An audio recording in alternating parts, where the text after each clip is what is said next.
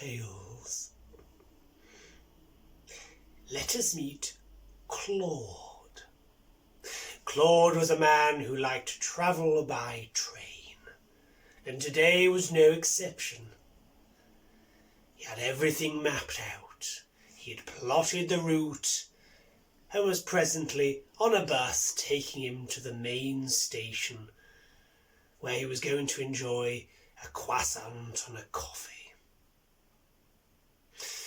Now, what Claude didn't know was that there were various roadworks and track works taking place, so his bus initially was slightly delayed. And then, on arrival, he checked the times with the conductor, and he indicated the trains were running about 20 minutes late. Glancing at his watch, he realised he had time for that delicious croissant. As he went in, he spoke to the lady behind the counter, and she began taking his order in that typical monotonous way of, "Why are you here and bothering me?"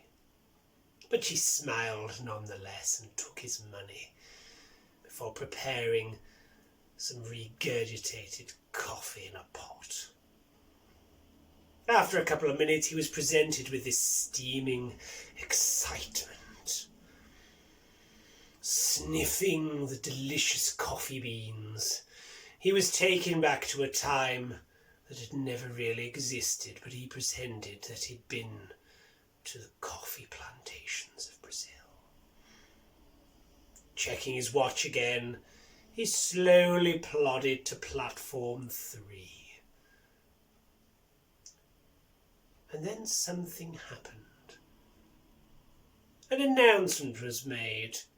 Claude didn't take it too seriously or take any interest. The announcement was made again about 5 minutes later, and suddenly he started to listen.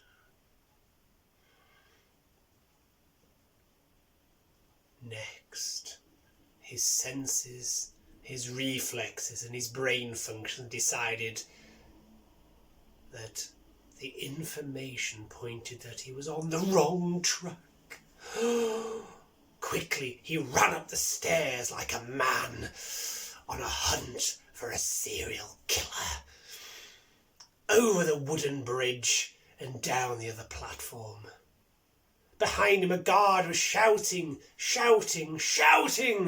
but he didn't listen.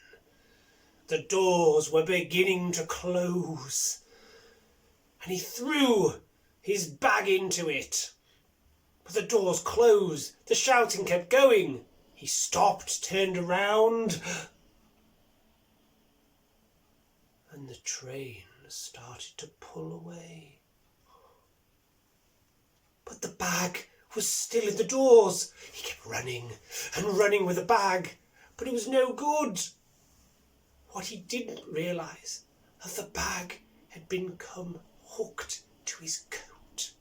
So as he stopped, the train kept going, and the seams of his coat began to tear, rip, and shred.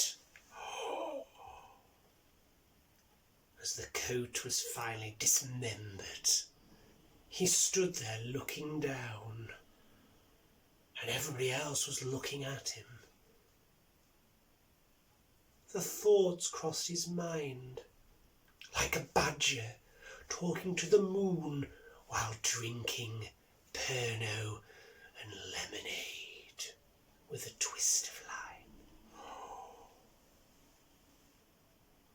And I should know.